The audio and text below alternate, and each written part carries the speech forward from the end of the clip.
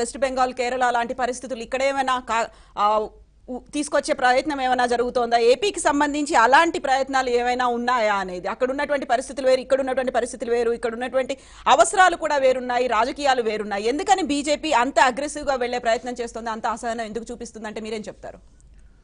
దయచేసి మీరు సవరించుకోండి. అసహనం వ్యక్తం చేసింది ఈరోజు ఈ రాష్ట్ర ముఖ్యమంత్రి చంద్రబాబు నాయుడు గారు. అసహనం వ్యక్తం చేసింది ఎవరు? నీలాంటి ఒక సాధారణమైనటువంటి ఒక సోదర మహిళ మీద, ప్రజాప్రతినిధి మీద. బీజేపీ ఎక్కడ అసహనం నిన్న జరిగిందాన్ని ఎలా చూస్తారు? మరి ఢిల్లీలో మీరు కరెక్షన్ చేసుకుంటామంటే చేసుకోండి, లేదా బీజేపీ మీద నేను ఇట్లా మాట్లాడతానంటే మరి నాకు అభ్యంతరం లేదు. This is my sincere request to you only. But నిన్న జరిగిందాన్ని మీరు దాన్ని సమర్థించుకుంటారా? అక్కడ చాలా పీస్ఫుల్ గా జరుగుతున్నటువంటి జంతర్ మంతర్ దగ్గర జరిగిన ధర్నాని నిన్న ఆంధ్రప్రదేశ్కు సంబంధించిన కొన్ని అంశాల మీద, సమస్యల మీద ఆంధ్రప్రదేశ్కి సంబంధించినటువంటి కొంతమంది యువకులు, విద్యార్థులు, కొంతమంది ప్రజా సంఘాలలో ఆందోళన చేశారు. ఆందోళనకారుల మీద కూడా పోలీసులు దాడి చేయడం కానీ లేదా కొట్టడం కానీ 100కి 100 రూపాయలు తప్పు. ప్రజాస్వామ్యంలో ఆందోళన చేసేటువంటి హక్కు ఈ దేశంలో అందరికీ రాజ్యాంగబద్ధంగా కల్పించింది. ఇక్కడ ఎవరు నయా రాజులు లేరు, రాచరిక పాలన లేదు.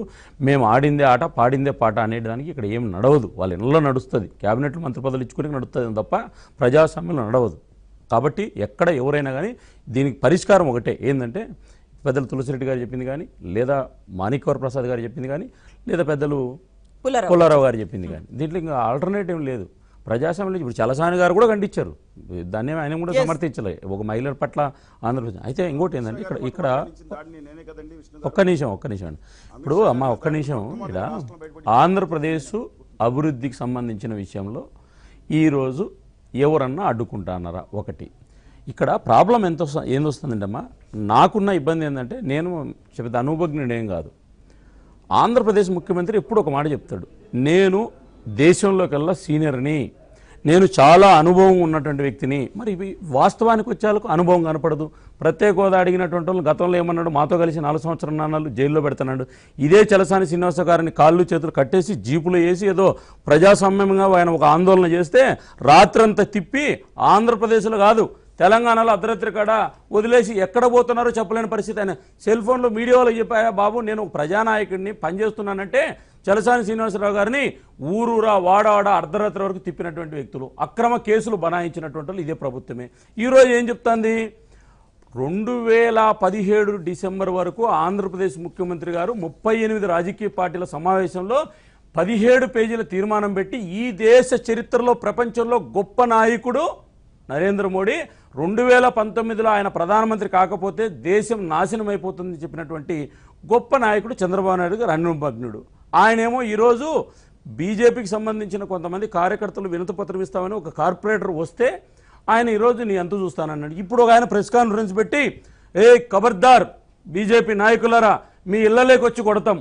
ఒక శాసనమండలి సభ్యుడు, విప్పు, ప్రభుత్వానికి సంబంధించిన తెలుగుదేశం పార్టీ మీ అందరికీ చాలా సమ్మగా ఉంది ఆ భాష, చాలా చక్కగా ప్రజాస్వామ్యంగా పార్లమెంటు వ్యవస్థలో బీజేపీ మీ ఉనికి ఎంత, నేను ఆ నాయకుడికి లేదా ఆంధ్రప్రదేశ్లో తెలుగుదేశం నాయకులు మా ఉనికిని ప్రశ్నించేటువంటి వాళ్ళకు మీ నాయకుడు తెలుగుదేశం పార్టీ 13 జిల్లాలకు సంబంధించిన జాతీయ అధ్యక్షునికి పోయి ఒక మాట అడగండి, అయ్యా ఎందుకు ఉనికి లేనటువంటి భారతీయ జనతా పార్టీ 1999లో ఒక్క నిమిషం పూర్తి చేస్తాను, 1999లో ఎందుకు పొత్తు పెట్టుకున్నాము, 2004లో ఎందుకు పొత్తు పెట్టుకున్నాము, 2014లో ఎందుకు పొత్తు పెట్టుకున్నాము, 2 మంత్రి పదవులు ఎందుకు ఇచ్చాము, మనం ఎందుకు పోయి వాళ్ళ హక్కుని చేర్చుకున్నాము, మనం ఏమి తప్పు చేశాము అంటే మనకి ఎవరు దిక్కులేరా, మన దగ్గరికి ఎవరు రారా అనేటువంటిది ఇక్కడ మాట్లాడుతున్నటువంటి బీజేపీ ఉనికి లేదా గాలి కొట్టుకుపోతారు, లేకపోతే అడుగు పెడితే అమిత్ షా గారి కుటుంబం మీద, వాళ్ళ బిడ్డల మీద తిరుపతి దర్శనానికి వస్తే రాష్ట్ర ప్రభుత్వం ఒక ప్రత్యేక గెస్ట్ మీద రాళ్లేసి అత్యాయత్నం చేసినటువంటి వాళ్ళు, ఆంధ్రప్రదేశ్లో విద్యార్థులు దాడులు చేస్తే అక్రమ కేసులు పెట్టి జైలుకు పంపించినటువంటి వాళ్ళు, ఎంఆర్ఓ వనజాక్షి మీద తెలుగుదేశం ఎమ్మెల్యే చింతమనేని ప్రభాకర్ దాడి చేసినటువంటి వాళ్ళు, ఆంధ్రప్రదేశ్లో ఇక్కడ నిన్న గ్రామన్న చీరాలలో జర్నలిస్టు మీద, భారతీయ జనతా పార్టీకి సంబంధించిన కార్యకర్తల మీద ఒక ఎమ్మెల్యే భౌతిక దాడి చేసినటువంటి వాళ్ళు, తాడిపత్రిలో ఒక సిఐ మీద 4 రోజుల కిందట ప్రజాస్వామ్యంలో మట్కా నిర్వహిస్తుంటే అధికార పార్టీ వాళ్ళని అరెస్ట్ చేశారని బహిరంగంగా 9 పోలీసులు సిఐ మీద దాడి చేసి పోలీసులు జీపులు వాళ్ళకి చెప్పండి అమ్మా, తెలుగుదేశం వాళ్ళకి చెప్పండి, ప్రజాస్వామ్యంలో ఇక్కడ ఎవరు నయా రాజులు లేరు, రాచరిక వ్యవస్థ లేదు, ఆంధ్రప్రదేశ్ లో హిట్లర్ లేరనే విషయాన్ని వాళ్ళకి చెప్పండి. అదొక్కటే పరిష్కారం ప్రజాస్వామ్యం. బీజేపీ ఏపీలో అభివృద్ధికి అడ్డం కాదు అని చెప్తున్నటువంటి మీరు వెనకబడిన జిల్లాలకు ఇచ్చినటువంటి 350 కోట్లను వెనక్కి తీసేసుకున్నారు. విరాట్ కూడా వెనక్కి వెళ్లిపోయింది. ఎయిర్ షోకి అనుమతి రద్దు చేశారు. విశాఖ రైల్వే జోన్, దూరాజపట్నం పోటీ ఇలాంటివన్నీ రాలేదు కదా, దానికోసమే కదా పోరాటాలు జరుగుతున్నాయి. 100కి 100 పోరాటాలు, ఆరాటాలు, డ్రామాలు, గంటకో మాట పూటకో మాట, తెలుగుదేశం వాళ్ళకు పేటెంట్ మాట్లాడుకోవచ్చు. ప్రభుత్వ ప్రజాధనంతో పన్నులు కట్టిన దానిలతో బీజేపీ నరేంద్ర మోడీని తిట్టేకి పేపర్లో ఫుల్ పేజ్ అడ్వర్టైజ్మెంట్లు ఇచ్చుకోవచ్చు, మాకేం అభ్యంతరం లేదు.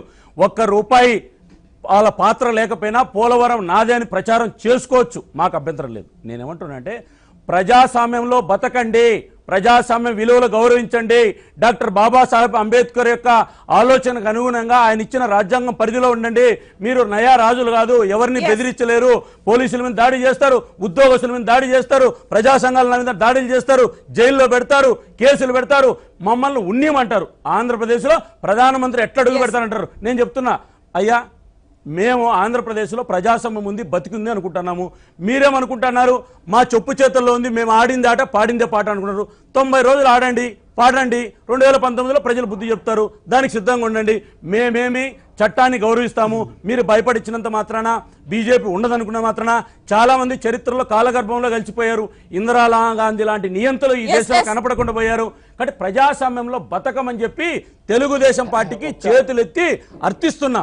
లేదు మాకు ప్రజాస్వామ్యం విలువ లేకపోతే ప్రజలు మిమ్మల్ని ప్రజాస్వామ్య పద్ధతిలో నిలబెడతారనే విషయాన్ని కూడా గుర్తు చేస్తున్నారు. ప్రజాస్వామ్యంలో బతకాలి అని బీజేపీ లీడర్ చెప్తున్నారు, మీరేమంటారు?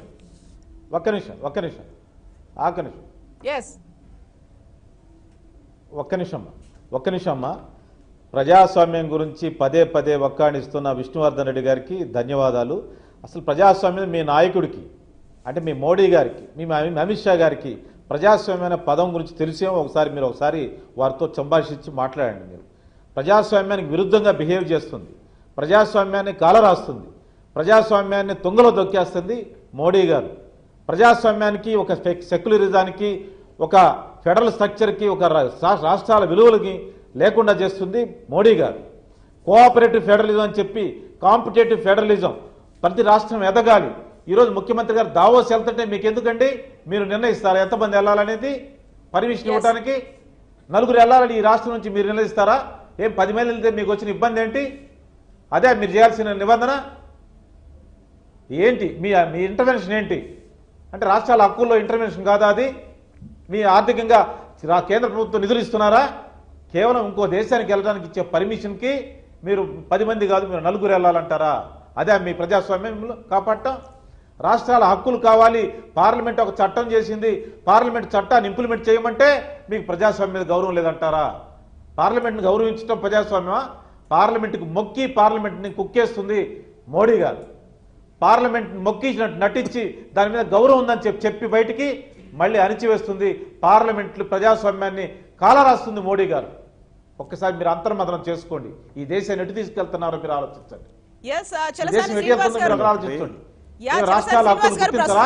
రాజ్యాంగం చెప్పలేదా? అంబేద్కర్ గారు చెప్పలేదా? మీరు అనుకుంటున్నారు కేవలం రాజకీయ ఆధిపత్యం కోసమా, లేకపోతే ఉనికి కోసమా, రాష్ట్రానికి ఏదో చేయాలన్నా కేవలం పార్టీ కాబట్టి పార్టీ ప్రయోజనాలే ముఖ్యమని ఆలోచనలు ఉన్నాయంటారా? ఎలా మార్పు రావాలంటారు? ఇందాక పెద్దలు స్పష్టంగా చెప్పారు. ఈ రాష్ట్రం పశ్చిమ బెంగాల్లో ఉన్న ఈ అరాచకీయ పరిస్థితులు లేదా బీహార్ ఇంకో చోటకి వెళ్ళకూడదని దాన్ని ఒక స్ఫూర్తిగా తీసుకుంది. ఇందాక కూడా విష్ణువర్ధన్ రెడ్డి గారు వ్యక్తిగతంగా మాట్లాడితే నేను కూడా కొంత ఆవేశం ఉండొచ్చు. ఎందుకంటే ఉద్యమంలో వాళ్ళు పడిన ఆ కుట్లు చూశానండి. 5 రక్తం గొడబడ కారిపోవటం, భయంకరంగా ఇవన్నీ చేయటం వల్ల నేను ఆ పదవేనం అంటే విత్డ్రా చేసుకుంటాను. ఒకవేళ అనిపిస్తే సరే, వారికి అనిపిస్తే సరే, ఒక విధం ఒక మంచిది మన స్టూడియోలోంచి మొదలు పెట్టవచ్చు కదండి. ఒక అర్థవంతమైన డిస్కషన్స్ ప్రజలకు అర్థవంతం స్టూడియోలో పెట్టి ఒకళ్ళు ఇది కాదు కదా, ఒక అర్థవంతమైన డిస్కషన్ పెట్టవచ్చు. చాలాసార్లు అనుకుంటా, చాలాసార్లు సంయమనం పాటిస్తానని ప్రయత్నిస్తా. అందరూ కనుకుంటే ప్రజలకు విషయం వెళ్తుంది కదా. సరే, నేను coming back to the point, మీరు చెప్పిన దానికి నేను ఒకటి విష్ణు గారు మాట్లాడినప్పుడు సరే, ఇప్పుడు జరిగింది కాబట్టి ఆయన కూడా పద్ధతి ప్రకారం మాట్లాడతాం, మనే కోరుతున్నాను ఇంకో కూడా. ఎందుకంటే వారు చెప్పింది కరెక్ట్. ముఖ్యమంత్రి గారికి ఈ ఎగనెస్ట్గా నిరసన తెలిపే హక్కు లేదని కాదు, నిరసన తెలిపే హక్కు ఉందండి. పుల్లారావు గారు దయచేసి మన్నించాలి. నాది కనుక తప్పు అనుకుంటే కనుక. ఎందుకంటున్నానంటే మేము ప్రధానమంత్రి గారు వస్తున్నప్పుడు ప్రధానమంత్రి గారికి వచ్చే హక్కు ఉందన్నాం. తెలుగుదేశం పార్టీ హక్కు లేదన్నాం. ఎక్కడికన్నా తిరిగే హక్కు ఉంది భారతదేశంలో, చెప్పే హక్కు ఉంది, నిరసన తెలిపే హక్కు కూడా మాకుంది.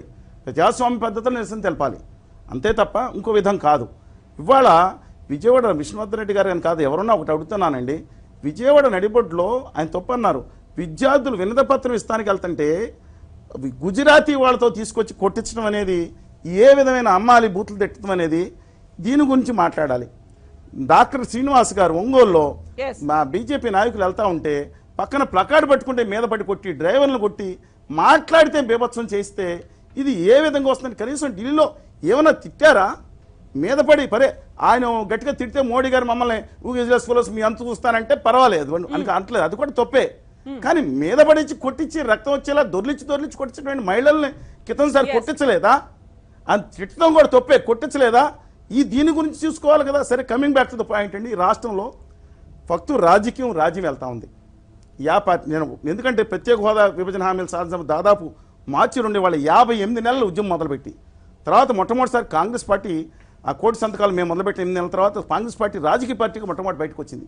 సిపిఐ రామకృష్ణ గారు జైల్లో పడ్డారు. 8 రోజుల పాటు సోదా సాధించడానికి ఏర్పాటు చేసాం. సిపిఎం వచ్చింది. ఆ తర్వాత వైఎస్ఆర్ కాంగ్రెస్ పార్టీ దీక్షతో మొదలుపెట్టింది. ఉద్యమం మేము కోరుకునేది అంటే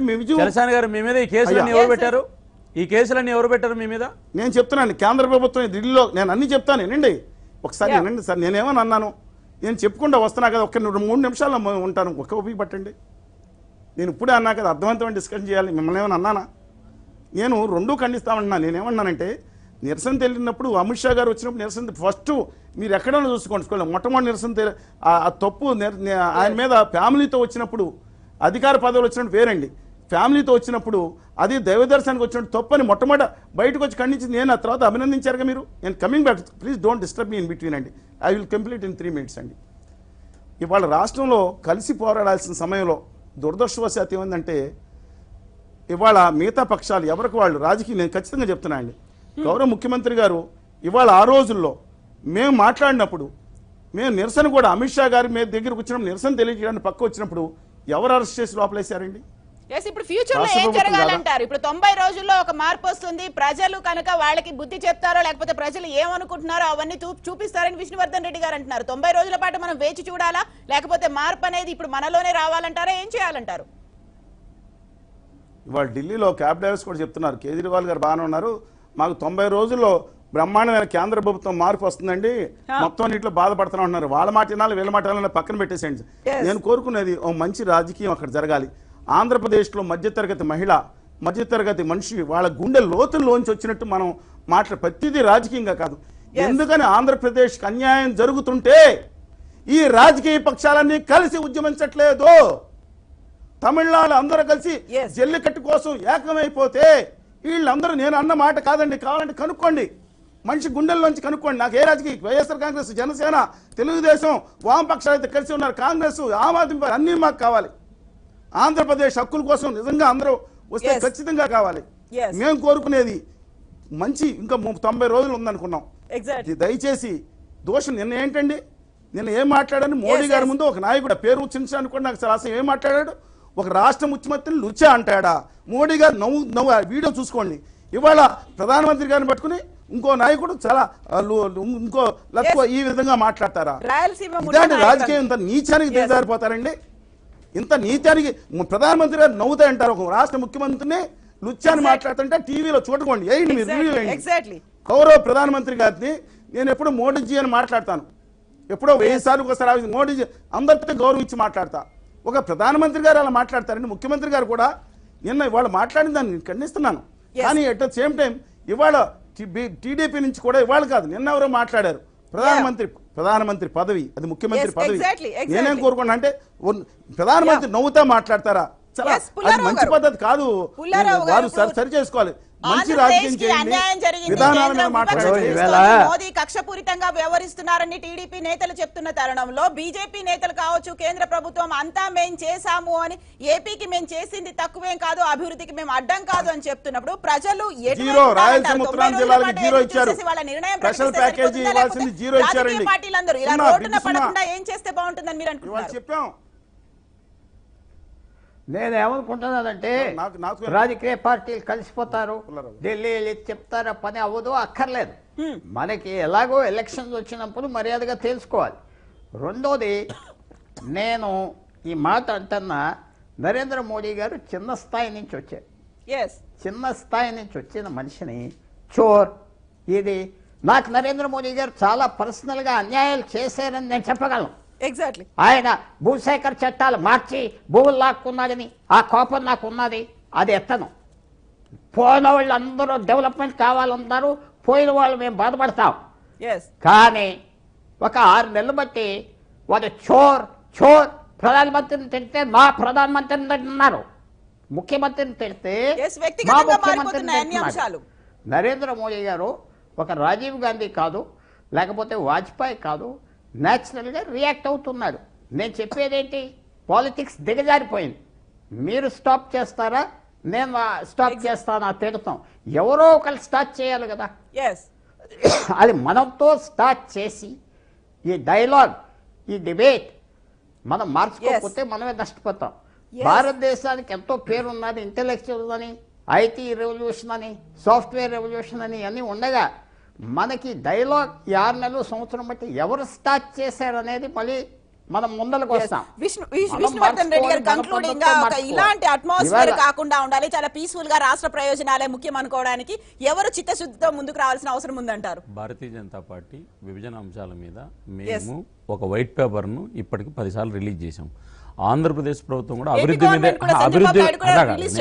ప్రభుత్వానికి సంబంధించి కాదు, తెలుగుదేశం మేనిఫెస్టో మీద వాళ్ళు నిజాయితీగా వాళ్ళు ఏదైతే 2014 ప్రజల ముందర పెట్టారో దాని మీద ఒక వైట్ పేపర్ రిలీజ్ చేసి తెచ్చిపోతారు. అభివృద్ధికి చిత్తశుద్ధి అవుతుందనేది. రెండోది ఏంటంటే, నేను ముఖ్యమంత్రి గారిని కోరేది ఏంటంటే, ఈరోజు నిజాయితీగా చిత్తశుద్ధిగా కేసీఆర్ గారు అడ్డగోలుగా ఏకవచనంతో కేసీఆర్ గారు చంద్రబాబు నాయుడు గారిని మాట్లాడినప్పుడు మేమందరం కూడా చంద్రబాబు నాయుడు గారు ఇట్లా మాట్లాడకూడదు కేసీఆర్ గారు చంద్రబాబు నాయుడు గారు పట్ల అని చెప్పి మేము మాట్లాడాం. ఆ రోజు చంద్రబాబు నాయుడు గారు ఏమన్నారంటే, నేను అట్లా అసభ్య పదజాలం వాడను, సంస్కారహీన పదం వాడను. ఈ రోజు ఆంధ్రప్రదేశ్ ముఖ్యమంత్రి గారు ఒక కార్పొరేటర్ ఒక మహిళా నాయకురాలను ఎంతో చూస్తా, నువ్వు ఫినిష్ అయిపోతావు అని చెప్పాడు. హుందాగా ఎన్నిక తీసుకోండి, ముఖ్యమంత్రి గారు హుందాగా ఎన్నిక తీసుకుంటే వారికి విలువ పెరుగుతుంది. నేను ఆంధ్రప్రదేశ్ పౌరుడిగా బీజేపీ నాయకుడిగా పక్కన పెట్టండి, ఆంధ్రప్రదేశ్ మహిళలను మీరు 2.5 కోట్ల మందిని ఆంధ్రప్రదేశ్ ముఖ్యమంత్రి ఈ రోజు అవమానించినట్లే ఆ వ్యాఖ్యలు వెనక్కి తీసుకుంటే వారు హుందాగా ఉంటుందని చెప్పి నేను భావిస్తున్నాను. Thank you so much Vishnuvardhan Reddy గారు, మాణిక్యవర ప్రసాద్ గారు థ్యాంక్ యూ అండి, పుల్లారావు గారు thank you so much, Chalasani Srinivas గారు థ్యాంక్ యూ సో మచ్ అండి. ఏపీ రాజకీయాలు రోడ్డున పడకుండా రాష్ట్ర ప్రయోజనాలే ముఖ్యమని, ప్రజల శ్రేయస్సు ముఖ్యం అనుకొని ఎదురు చూసే పరిణామాలు వస్తాయా, వీటన్నిటికీ సంబంధించి మినిట్ టు మినిట్ అప్డేట్స్ కోసం చూస్తూనే ఉండండి ఏబిఎన్ ఆంధ్రజ్యోతి.